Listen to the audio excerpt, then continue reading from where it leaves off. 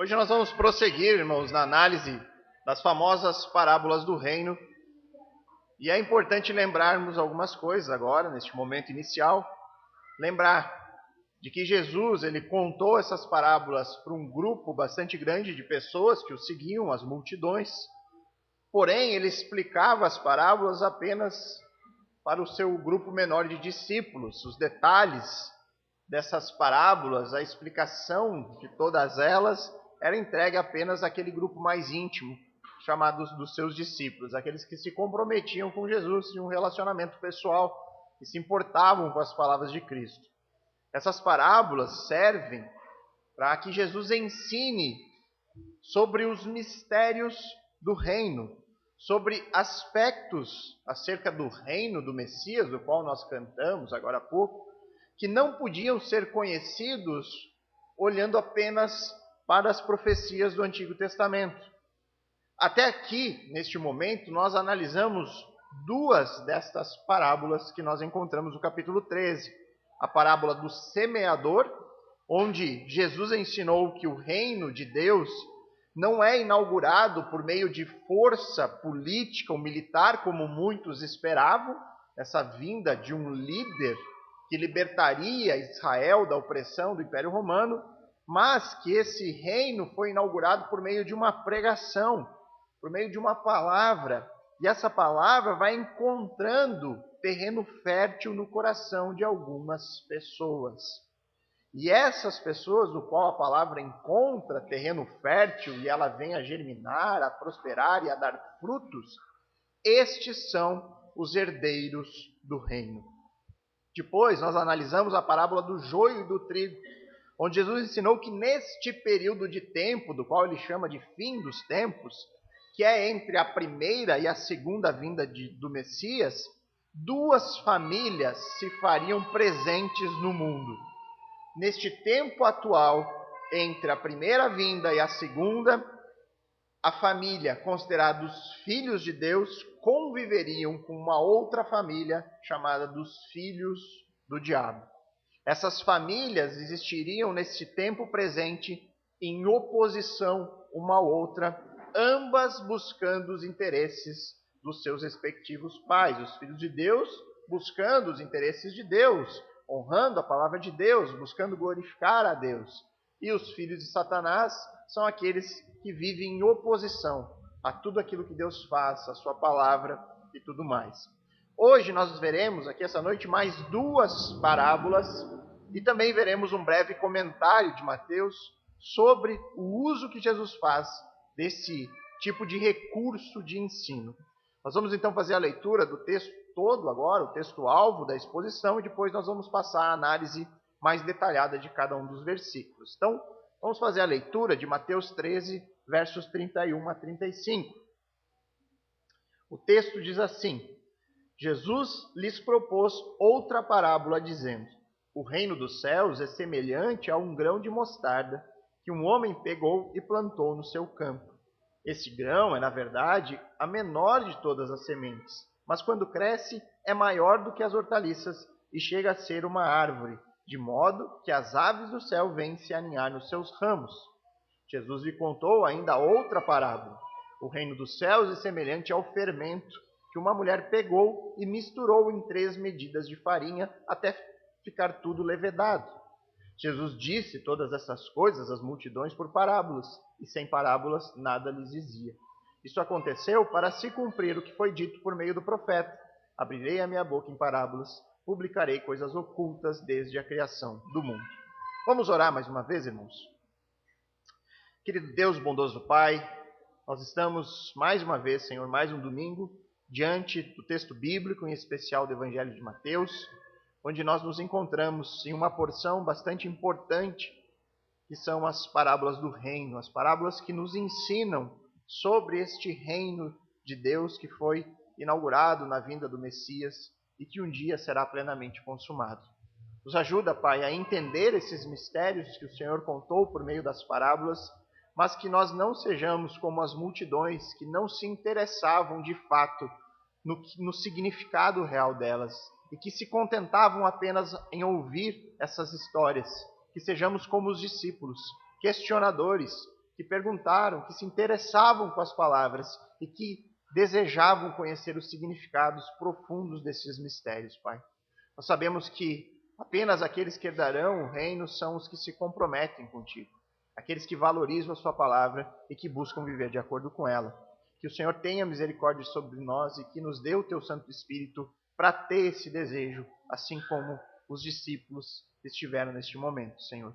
É o que pedimos em nome de Cristo. Amém. Eu não sei se vocês repararam, irmãos, mas o título desta pregação de hoje parece um tanto quanto contraditório, né? O insignificante e glorioso reino do Messias. Como que pode alguma coisa ser insignificante e ser gloriosa ao mesmo tempo? Como é possível, em uma mesma figura, existir esses dois adjetivos de insignificante, mas glorioso? E este é o mistério sobre o reino dos céus que Cristo vai nos ensinar por meio dessas duas parábolas. Então nós vamos começar pela análise da parábola do grão de mostarda. E nós veremos aqui que o reino dos céus, ele possui um início insignificante. Versos 31 e início do verso 32 diz assim: Jesus lhes propôs outra parábola dizendo: o reino dos céus é semelhante a um grão de mostarda, que um homem pegou e plantou no seu campo. Este grão é, na verdade, a menor de todas as sementes. Estas são as primeiras parábolas aqui que nós veremos no capítulo 13, onde nós não encontramos uma explicação detalhada de Jesus aos seus discípulos. Você não vai encontrar, como nós encontramos na parábola do semeador e do joio, um texto ali onde Jesus está explicando detalhe a detalhe, elemento a elemento, para os seus discípulos o significado dessa parábola. Então, diante disso, diante do fato de que nós não temos a explicação de Jesus a elas, nós devemos fazer uma pergunta bastante importante. Como, então, nós vamos poder encontrar o correto significado que essas parábolas possuem, se nós não temos a explicação delas? E essa é, de fato, uma tarefa desafiadora. Como vamos chegar no correto entendimento se nós não temos a explicação? A opção mais fácil, que é adotada por muitos pregadores, é usar de um recurso chamado de alegoria. O que seria uma alegoria? É uma interpretação alegórica do texto, é você tentar buscar um sentido espiritual para o texto em questão, sem levar em conta ou sem dar grande importância ao seu contexto histórico e gramatical. É o tipo de interpretação que requer muito mais criatividade do pregador do que estudo bíblico.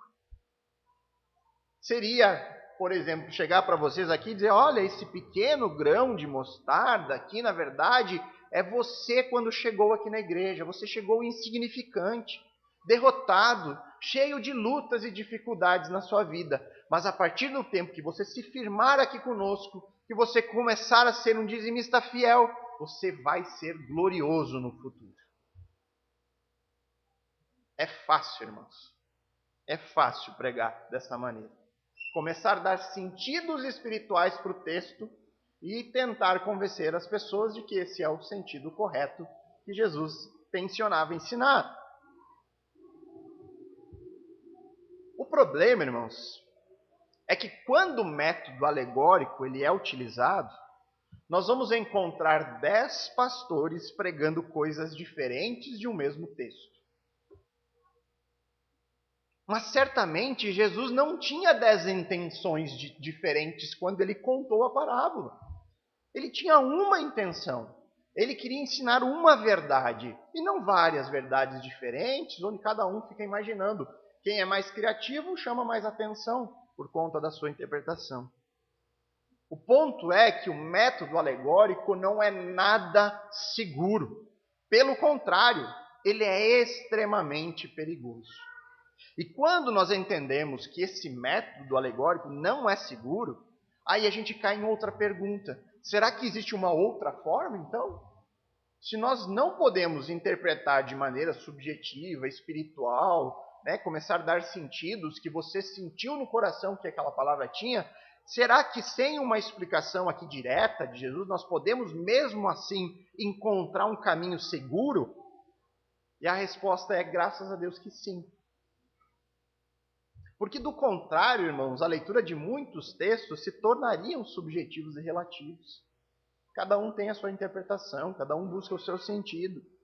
Mas existe aqui uma verdade extremamente importante sobre a natureza do reino do Messias que está contida nessas palavras. E o desafio para nós é como encontrar essa verdade. Partindo daquele princípio de que Jesus não explica da mesma forma como ele explicou as duas parábolas anteriores, do semeador e do joio e do trigo. A opção segura, irmãos, é nós pegarmos as demais explicações sobre o reino já fornecidas. Lembro na semana passada que eu pontuei sobre isso. Olha, a explicação da parábola do joio, ela é extremamente importante porque ela vai lançar luz sobre aquelas parábolas que Jesus não explicou. Nós vamos ter que usar de referência os elementos para chegar no entendimento correto delas. E além disso, nós temos que levar em conta todo o histórico que há em todo o Evangelho de Mateus, todo o contexto por trás deste presente momento em que Jesus conta essa parábola, o que estava acontecendo, qual era a reação do povo judeu em relação a Jesus, e fazer como uma colcha de retalhos, buscando as informações, costurando cada informação, para aí sim chegarmos numa interpretação que seja coerente com tudo aquilo que Jesus já nos ensinou até o presente momento. E é isso que nós vamos fazer agora. E eu ia pedir para vocês para que tentem acompanhar essa construção de raciocínio que eu vou propor aqui. Porque, irmãos, eu digo, como sempre a gente diz, você não deve acreditar cegamente no que eu vou falar. Você precisa comparar com o texto bíblico e ser convencido pelo texto, não por mim. Eu pretendo aqui ser um facilitador, construir com vocês um raciocínio para chegar numa interpretação, mas quem deve lhe convencer disso é a palavra. Busque na palavra de Deus. Ok? Então Jesus diz aqui que o reino dos céus é semelhante a um grão de mostarda. Esta é uma figura que apareceu em ambas as parábolas anteriores que nós já vimos. Uma semente sendo plantada. No caso aqui, essa semente de mostarda, ela é identificada de maneira direta por Jesus, como sendo o quê? O reino de Deus. Né? A semente aqui é o reino. Portanto, se a semente de mostarda é o reino, o homem que pegou essa semente e plantou só pode ser um. Quem é esse homem? Jesus Cristo. É o Filho do homem que planta o reino neste mundo. Nós já vimos nas outras parábolas. É o Messias, por meio da sua pregação, por meio de uma palavra, ele está plantando o reino e os herdeiros do reino. Jesus pegou essa semente do reino e está plantando no seu campo. Que campo é esse? Lembram das parábolas do joio e do trigo? O que semeia a boa semente é o Filho do homem, o campo é o mundo. Todos esses elementos até aqui já apareceram nas explicações de Jesus referente às parábolas anteriores. Jesus está no mundo plantando o seu reino. Jesus está neste mundo plantando o reino de Deus, o reino dos céus, o reino do Messias. A próxima informação, que é novidade em relação às demais parábolas que já foram contadas, onde Jesus diz no verso 32, este grão é na verdade a menor de todas as sementes. Como entendermos isso agora? Quanto a isso, é novo, não tem explicação de Jesus nas outras parábolas. O reino do Messias é comparado a uma semente muito pequena. O que será que Jesus quer ensinar com isso? Qual o mistério sobre o reino está sendo revelado nesta analogia? Será que a gente pode chegar numa conclusão satisfatória, tendo visto que Jesus não providencia explicação direta? Então vamos pensar no contexto histórico deste momento que Jesus está contando essas parábolas. Por que Jesus não explica as suas parábolas, o sentido das suas parábolas para as multidões que seguem ele neste ponto da história? Nós também já vimos isso em outras exposições. Por que Jesus não explicava às multidões? Nós vimos os motivos disso no capítulo 11 e 12. Este é um momento onde o ministério de Jesus passou a ser questionado. As pessoas começaram a duvidar de Jesus. Alguns se opuseram a Jesus de forma muito direta e ousada. Disseram: Jesus, este homem que faz milagres, ele age por poder de Satanás. Eles se opuseram, os líderes judeus daquele tempo. Este homem está com demônio. E por qual motivo as pessoas tinham dúvidas sobre Jesus ser o Messias, o Filho de Deus? Quando que isso começou a tomar o coração das pessoas de modo geral? Por que isso estava acontecendo neste momento? Porque a atitude misericordiosa de Jesus com os gentios, o ensino de Jesus e o reino que estava sendo proposto por Jesus não atendiam às falsas expectativas do povo. Grande parte do povo judeu, em especial aquela elite religiosa daquela época, desejavam ver um Messias poderoso, um Messias que fosse um líder político, militar, que viria com pompas de grande rei, que traria o seu reino com força, e que assim tomaria o domínio das mãos das outras nações, em especial o Império Romano. E que esse Messias não viria com misericórdia, mas impondo juízo sobre os inimigos da nação. Então, qual a novidade sobre o reino dos céus que Jesus está explicando nessa parábola? Que o reino não entra neste mundo de acordo com as falsas expectativas do povo. Pelo contrário, ele vem como uma semente minúscula. O reino chega de uma maneira insignificante. O reino não vem por força militar, mas vem por meio de uma simples pregação. E uma pregação que envolve arrependimento. O reino não chega subjugando as demais nações, mas ele chega oferecendo misericórdia a elas. Da mesma forma que o rei prometido por Deus, o Messias, também entrou neste mundo de maneira insignificante. Desta mesma maneira, o reino também seria inaugurado desta mesma forma, sem pompas, sem inclusive ser notado por muitas pessoas. Jesus está ensinando aqui nessa parábola que o reino dos céus possui um início insignificante. E essa insignificância do reino de Deus, ela possui uma aplicação prática para as vidas de qualquer um que deseja ser um herdeiro deste reino. Eu tenho falado muito aqui na exposição de Mateus, os irmãos até devem estar até já enjoados de tanto ouvir, sobre a diferença entre ser um cristão e ser um discípulo de Cristo. Dizer que é cristão e ser de fato um seguidor de Jesus.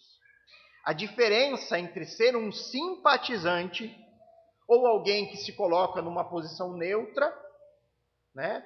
Eu gosto, mas acho bom para que as pessoas... Fulano precisa mesmo disso. Eu gosto, mas prefiro não me envolver tanto. Uma posição neutra. Isso é muito diferente de se comprometer pessoalmente com o Messias. O ponto de partida para o discipulado cristão, o ponto de partida para uma decisão de crer, e não apenas crer intelectualmente, mas se submeter e se comprometer com Jesus como aquele que é o meu único e suficiente Salvador, envolve o reconhecimento da sua própria insignificância. é o ponto de partida. A pregação do Evangelho do Reino, essa mensagem pregada por João Batista e por Jesus na sua primeira pregação pública, nos chama a nos arrependermos. Nos chama a reconhecer o nosso pecado, a nossa incapacidade, a nossa necessidade por salvação. Envolve reconhecer que nós não somos nada neste mundo. Envolve reconhecer a nossa insignificância. O caminho do discipulado cristão neste mundo é o caminho da humildade e não da glória. É o caminho da cruz, o caminho do serviço, o caminho do diminuir o eu. É o caminho do amor sacrificial que não espera nada em troca de ninguém. Não há glória para mim mesmo nesse tipo de atitude. Servir ao invés de ser servido. Amar de maneira sacrificial. Diminuir o eu para que o Senhor cresça em mim. É aquilo que nós sempre repetimos aqui na igreja. Se você está buscando ser honrado, se você está buscando sucesso, se você está buscando glória pessoal, o verdadeiro evangelho não vai te satisfazer. Está cheio aí de igrejas que podem lhe oferecer esse tipo de coisa. Está cheio. Lugares onde o homem é mais exaltado. Lugares onde você não vai ter que ficar ouvindo todo culto que você é um miserável pecador. Que você não vai ficar tendo que ouvir que tem que lutar contra o pecado e que todos nós somos pecadores. Lugares onde você não vai ouvir puxões de orelha do tipo, olha, não existe caminho do meio. Ou você se posiciona, ou você é um opositor. Não existe meio termo, não existe simpatizante. Existe discípulo e não discípulo. E aí uma reflexão ela se torna inevitável quando nós vivemos dentro de um contexto onde evangelhos completamente diferentes são pregados. E essa reflexão é, será que se existem tantas igrejas que pregam coisas diferentes, algumas exaltam o homem, né? Você vai ter sucesso, prosperidade, você vai ser honrado diante das pessoas. E aí outras já iniciam cantando, miserável homem que sou. As duas não podem estar certas. A verdade não vai ser encontrada nas duas. Uma coloca um caminho de glória para o homem e outra de humilhação para o homem.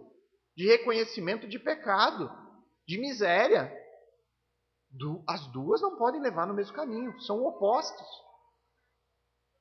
Só há uma verdade. E aí nós precisamos saber quem é que está pregando o verdadeiro evangelho, aquele que salva. Porque se eu tiver numa que está pregando um evangelho que é mentiroso, eu estou condenado. E aí eu sugiro um teste bem simples, que qualquer leigo pode fazer.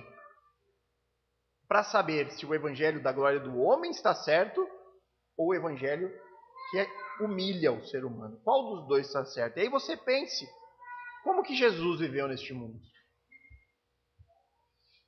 Como que os apóstolos viveram neste mundo? Como que os profetas do Antigo Testamento viveram neste mundo? Se você pudesse classificar a vida dessas pessoas, de Jesus, dos apóstolos, dos profetas, você classificaria a vida desses homens como uma vida cheia de pompa, luxo, sucesso, prosperidade e glória? Ou seria uma vida classificada como insignificante aos olhos do mundo?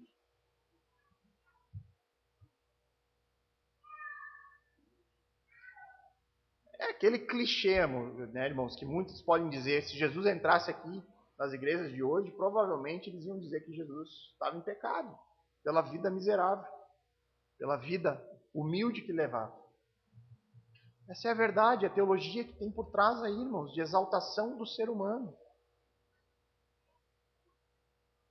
Além disso, o evangelho bíblico nos chama para abrir mão dos nossos próprios desejos. ele fala em termos de morrer para mim mesmo.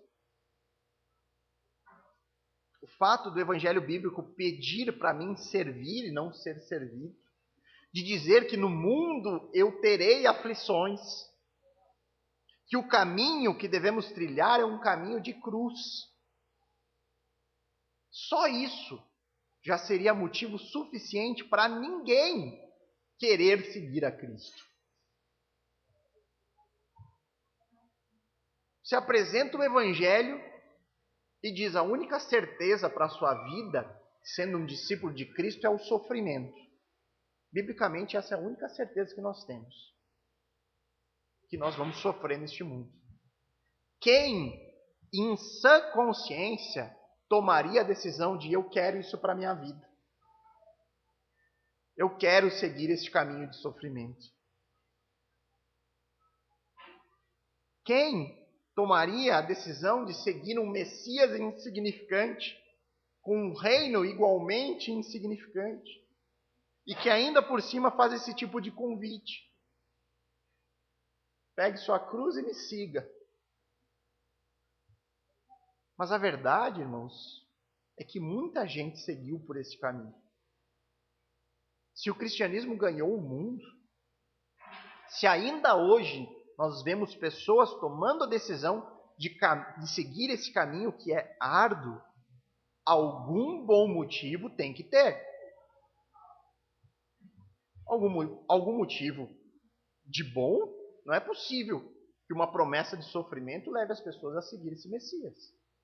Algo tem que ter para nos levar a segui-lo, e é isso que nós veremos agora. Por qual motivo devemos receber com alegria uma pregação como essa? Por qual motivo devemos receber com alegria o evangelho do reino? Por que tantas pessoas recebem e receberam no passado com alegria esse chamado tão duro que é o verdadeiro evangelho? E a resposta é, porque existe um fim glorioso. Vamos fazer a leitura novamente dos versos 31 e 32. Jesus lhe propôs outra parábola, dizendo: o reino dos céus é semelhante a um grão de mostarda, que um homem pegou e plantou no seu campo. Este grão é, na verdade, a menor de todas as sementes, mas quando cresce, é maior do que as hortaliças, e chega a ser uma árvore, de modo que as aves do céu vêm se aninhar em seus ramos. Como eu disse anteriormente, se você fizer uma busca na internet, em qualquer lugar, por pregações ou explicações desse texto, dessa parábola, você vai encontrar várias pessoas dando os mais diversos significados para todos os elementos que estão contidos aqui. Para vocês terem uma ideia, até mesmo para as aves que pairam sobre os ramos desta árvore, alguns pregadores afirmam um determinado significado. Dizem que essas aves aqui são os gentios que herdaram o reino. Outros que essas aves, são inimigos do reino, que estão ali para destruir a árvore. E por aí vai. A verdade é que Jesus não explicou essa parábola.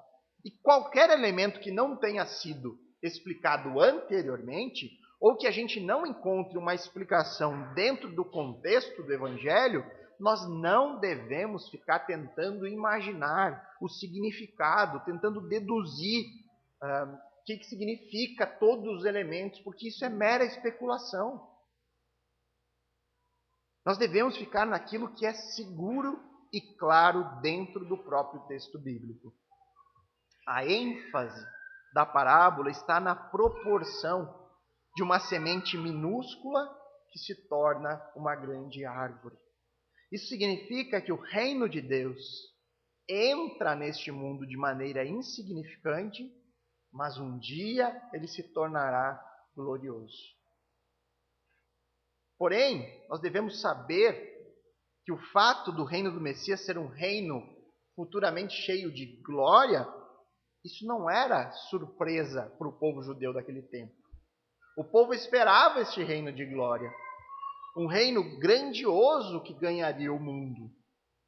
E é por causa disso, porque o povo já esperava por esse reino, que Jesus está ensinando algo que vai além disso. Vai além de só informar que o seu reino será um dia glorioso. porque isso não era novidade. Isso não era nenhum mistério que deveria ser explicado. O fato novo está na informação de que esse pequeno e insignificante começo resultará em um reino de glória futura. Embora a aparência do reino neste momento não tenha nada de glorioso, inclusive muitos podem pensar que este é um reino derrotado, porém essa semente minúscula que já foi plantada, o reino deste Messias desprezado, um dia alcançará a sua fase completamente madura. Isso é inevitável. É como a semente de uma planta quando plantada no solo. E aí Deus providencia todos os recursos para que ela cresça, para que ela se desenvolva, para que se torne madura. Com o reino dos céus não é diferente. A semente do reino foi plantada pelo Messias. E é Deus agora quem dará o crescimento até que ele alcance a sua plena e gloriosa consumação. Isso certamente era uma palavra de conforto aos verdadeiros discípulos. Porque nós devemos lembrar que até João Batista ficou em dúvidas sobre Jesus ser o Messias. É provável que essa dúvida tenha rodeado a mente dos apóstolos. Será que é mesmo? Será que esse Jesus é de fato o Messias prometido? Então é como se Jesus dissesse para eles nesse momento: olha, tenham paciência, mantenham a fé, permaneçam firmes, permaneçam orando, continuem fazendo a obra que foi confiada a vocês. Porque aquilo que Deus planejou não pode jamais fracassar. A semente foi plantada. No determinado momento, no momento certo, ela será consumada. Não podemos também esquecer outro detalhe importante. Mateus, quando ele escreve o seu relato, o seu evangelho, ele escreve depois da morte e da ressurreição de Cristo. Em um momento que muitos olhavam para Jesus como o Messias fracassado. Muitos olhavam para a morte na cruz com a certeza de que Jesus era um impostor. Como poderia o Messias rei e o seu reino glorioso ter tido sucesso, sendo que o próprio Messias não estava mais aqui? Como poderia o reino do Messias ser glorioso se o próprio Messias havia morrido? Então, tanto Jesus, quando ele conta a parábola, quanto Mateus, quando ele organiza o seu evangelho posteriormente, eles têm esse objetivo: mostrar que, por menor que tenha sido o início do reino, um dia ele alcançará a sua glória, porque essa é a vontade de Deus. E a vontade de Deus jamais pode ser frustrada. A consumação deste reino plantado por Jesus neste mundo é certa. E nesta consumação do reino, os salvos desfrutarão, conforme afirmam as Escrituras, de um reino de justiça, um reino marcado pela obediência, santidade, verdade, plenitude do Espírito Santo, paz, alegria, glória e um reino cheio da presença do Senhor, conforme as profecias anunciam. O curioso, irmãos, é que esse aspecto do reino, essa questão do início insignificante para um fim glorioso, essa mesma característica é possível ser observada no desenrolar da entrada do Messias no mundo e também pode ser observado na vida de todos os herdeiros do reino. Reparem só o que Paulo diz sobre o Messias em Filipenses 2, 5 a 11. Ele diz assim: tenham entre vocês o mesmo modo de pensar de Cristo Jesus, que mesmo existindo na forma de Deus, não considerou ser igual a Deus algo que deveria ser retido a qualquer custo. Pelo contrário, ele se esvaziou, assumindo a forma de servo, tornando-se semelhante aos seres humanos. E reconhecido em figura humana, ele se humilhou, tornando-se obediente até a morte e morte de cruz. Por isso também Deus o exaltou sobremaneira e lhe deu o nome que está acima de todo nome, para que ao nome de Jesus se dobre todo o joelho, nos céus, na terra e debaixo da terra, e toda língua confesse que Jesus Cristo é Senhor, para a glória do Deus Pai. Paulo está dizendo que Jesus entrou neste mundo de maneira insignificante. Ele se humilhou. Mas depois de cumprir a sua missão, ele foi exaltado e glorificado. O rejeitado Jesus Cristo de Nazaré se tornou glorioso. Ele possui o nome acima de todo nome. Mas não só Jesus. Vejam só o que Paulo diz na mesma epístola aos Filipenses sobre os habitantes deste reino. Em Filipenses 3, 20 e 21. Pois a nossa pátria está nos céus, de onde também aguardamos o Salvador, o Senhor Jesus Cristo, o qual transformará o nosso corpo de humilhação para ser igual ao corpo da sua glória, segundo a eficácia do poder que ele tem de até subordinar a si todas as coisas. Nós, os que cremos, podemos ter essa mesma viva esperança. Hoje, nós podemos ser fracos. Nós somos fracos. Nós somos falhos. Nós somos finitos. O pecado ainda nos atrapalha diariamente, mas nós temos uma firme esperança no Salvador, que transformará o nosso corpo de humilhação para ser igual ao corpo da sua glória. De um estado inicial insignificante, nós passaremos a eternidade em um estado de glória. O apóstolo João também falou sobre este futuro glorioso que espera os salvos. Em 1 João 3, verso 1 a 2, ele diz: Vejam que grande amor o Pai nos tem concedido, a ponto de sermos chamados filhos de Deus. E de fato somos filhos de Deus. Por esta razão o mundo não nos conhece, porque não o conheceu. Amados, agora somos filhos de Deus, mas ainda não se manifestou o que haveremos de ser. Sabemos que quando ele se manifestar, seremos semelhantes a ele, porque haveremos de vê-lo como ele é. O reino, o Messias e os habitantes deste reino compartilham de um processo semelhante. Todos possuem neste mundo um início insignificante, porém a certeza de um fim glorioso. E a próxima parábola vai nos ajudar a entender um pouco mais sobre esse mesmo assunto, sobre os efeitos internos do reino. Verso 33. Jesus lhe contou ainda outra parábola. O reino dos céus é semelhante ao fermento que uma mulher pegou e misturou em 3 medidas de farinha, até ficar tudo levedado.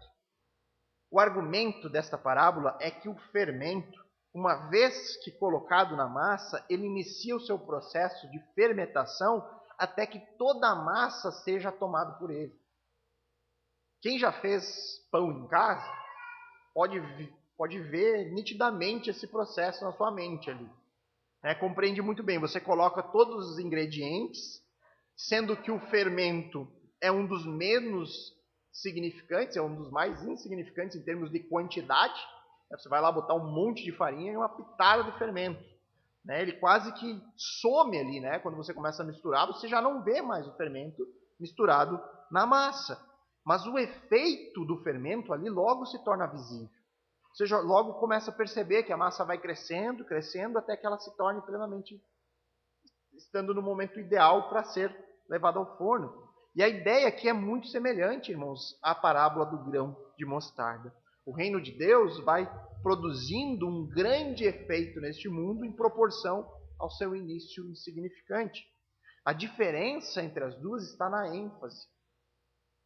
A do grão de mostarda trabalha o conceito de um início minúsculo, mas um fim maduro, um fim grandioso. Já na parábola do fermento, a ênfase recai na transformação interna que o reino produz. O reino chega neste mundo sem as pompas de um grande império conquistador com seu rei triunfante. O reino de Deus chega por meio de uma simples pregação. Seu rei, o Messias, é um filho de carpinteiro, que logo depois de nascer, não foi colocado num berço de ouro e um palácio real, mas foi colocado numa manjedoura.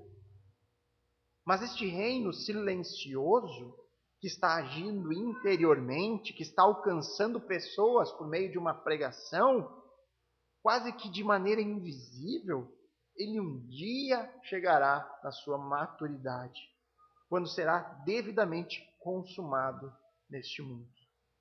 Esta analogia do reino com a ação do fermento na massa, ela pode ser muito bem observada na vida também dos herdeiros do reino.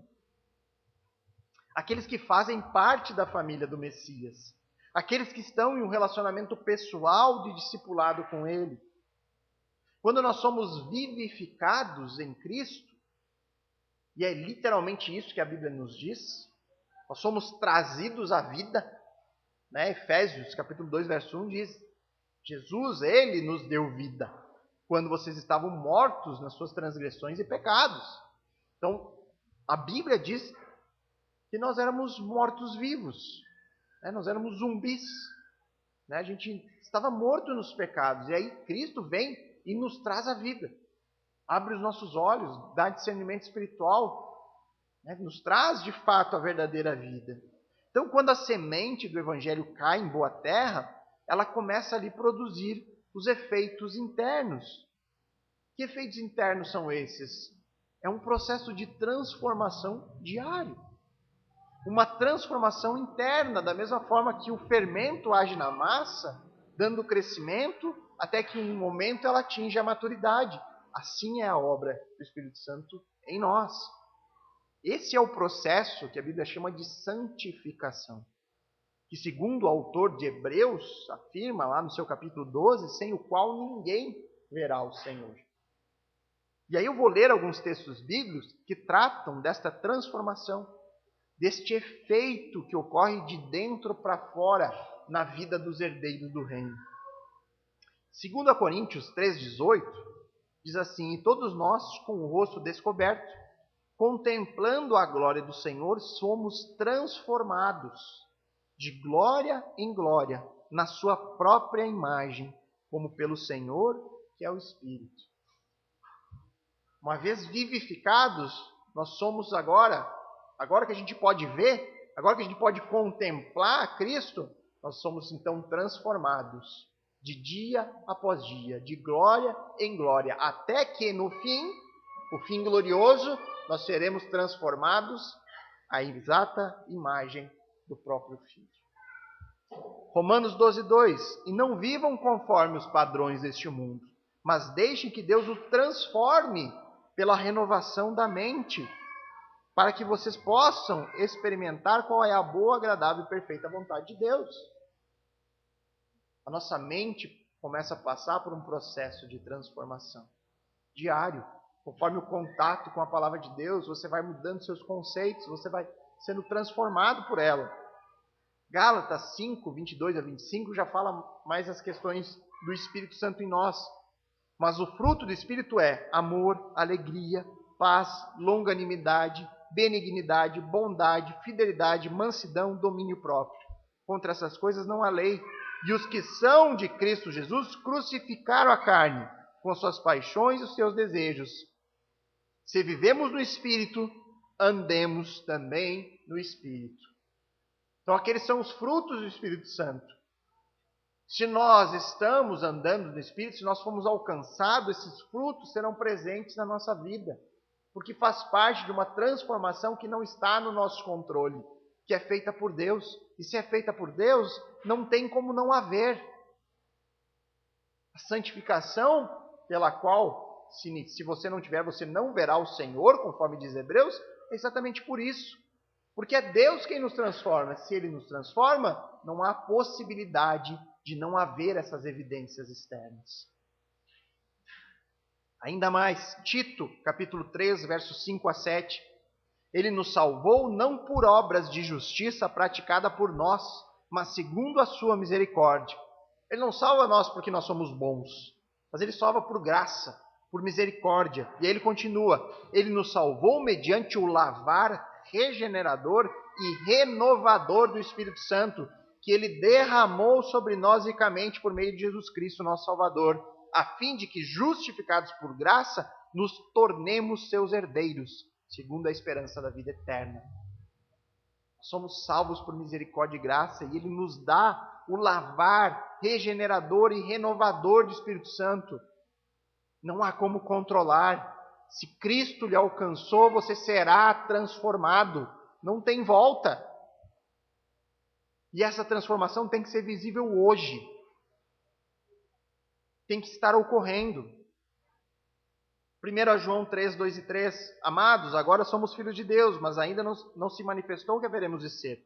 Sabemos que quando Ele se manifestar, seremos semelhantes a Ele, porque haveremos de vê-lo como Ele é.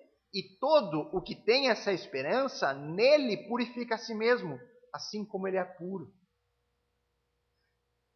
Nós vamos buscar também essa purificação. O crente está ciente disso e ele vai se esforçar para ser transformado. Ele vai desejar, ele vai buscar ler da palavra de Deus para que ela transforme a sua mente. Ele tem esse desejo. E por último, 1 Coríntios capítulo 15, 51 e 52. Eis que eu vou lhes revelar um mistério. Nem todos dormiremos, mas todos seremos transformados num momento, num abrir e fechar de olhos, ao ressoar da última trombeta. A trombeta soará, os mortos ressuscitarão incorruptíveis e nós seremos transformados. Um dia, o fermento do Espírito Santo terá terminado o seu trabalho em nós. Essa é a confiança que Paulo tinha quando ele disse aos irmãos da igreja de Filipenses, no capítulo 1, verso 6, eu estou certo, ele disse. Eu estou certo. Do que Paulo está certo? De que aquele que começou boa obra em vocês há de completá-la até o dia de Cristo Jesus. Por isso eu posso afirmar para vocês, irmãos, eu também estou certo. Que se Cristo começou uma obra na vida de vocês, Ele vai completá-la até o dia determinado. Isso é certo. Se o Evangelho do Reino encontrou um solo fértil no seu coração, então é certo que Deus já está agindo de dentro para fora. Ele está realizando uma obra de transformação gradual, mas que um dia será completada, consumada. Assim como o reino do Messias, que entrou neste mundo de uma maneira despercebida, sem chamar atenção, mas que vai produzindo seus efeitos, que vai transformando as pessoas que habitarão neste reino, até o dia em que o rei mesmo virá consumar o seu reino glorioso. E aí então cumprir todas as promessas que ainda faltam se cumprir relativas ao reino. E para concluir o texto, vamos fazer a leitura dos versos 34 e 35. Jesus disse todas essas coisas às multidões por parábolas, e sem parábola nada lhes dizia. Isso aconteceu para se cumprir o que foi dito por meio do profeta. Abrirei a minha boca em parábolas, publicarei coisas ocultas desde a criação do mundo. Neste período do ministério público de Jesus, ao falar sobre o reino de Deus, Jesus se limitou ao uso de parábolas para se dirigir às multidões.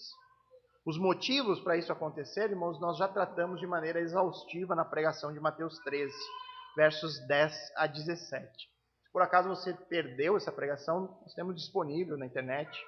Você pode ir lá e revê-la, os motivos por qual Jesus falou por parábolas. É um motivo bastante duro, que nós não temos tempo para trabalhar tudo novamente aqui. Então Jesus revelou os mistérios do reino para aqueles que estavam dispostos a se comprometer com o Messias.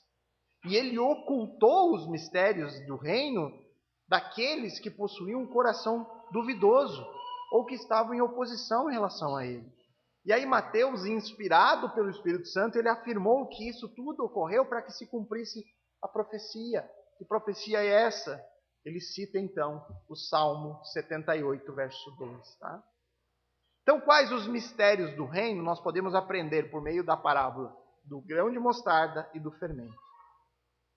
Que o reino dos céus não chega como os judeus esperavam, com grande pompa, mas ele possui um início insignificante. O reino, ele age como fermento na massa, ele age interiormente, até o dia que atingirá o estágio da sua completa maturação. E aí então veremos o reino na sua forma gloriosa, com o seu rei, o Messias triunfante, cumprindo então todas as promessas relacionadas ao reino. Irmãos, a verdade é apenas uma. Só há uma maneira de fazermos parte do reino prometido por Deus. Só há uma forma de desfrutarmos do reino no seu estado maduro e consumado. A única maneira é estar unido a Cristo em um relacionamento pessoal, crendo nele como seu único e suficiente Salvador. Para todos os outros casos, para qualquer pessoa que possa dizer que simpatiza com o cristianismo, eu creio em Jesus, mas eu creio também em Allan Kardec. Eu creio nisso, mas não creio naquilo. Eu acho que a Bíblia é um bom livro, mas eu não acho que ela seja uma verdade absoluta. Para qualquer um dos outros casos que não um compromisso pessoal com Jesus e com a sua palavra, a Bíblia é muito clara. Não há dúvida sobre isso no texto bíblico. O fim de todas as outras pessoas será terrível. Separação eterna e definitiva de Deus, o nosso Criador. Tormento eterno. Tristeza sem fim. E tudo isso, irmãos, seria desesperador se não tivéssemos diante de nós uma oferta graciosa e amorosa. Só em Jesus nós encontramos esperança. Só em Jesus. Você quer habitar neste reino? Se comprometa com Cristo, antes que seja tarde demais. Peça ao Senhor em oração por misericórdia. Se arrependa dos seus pecados e busque um Salvador que é Jesus Cristo. Mas faça isso agora mesmo, porque próximo está o reino dos céus. Vamos orar.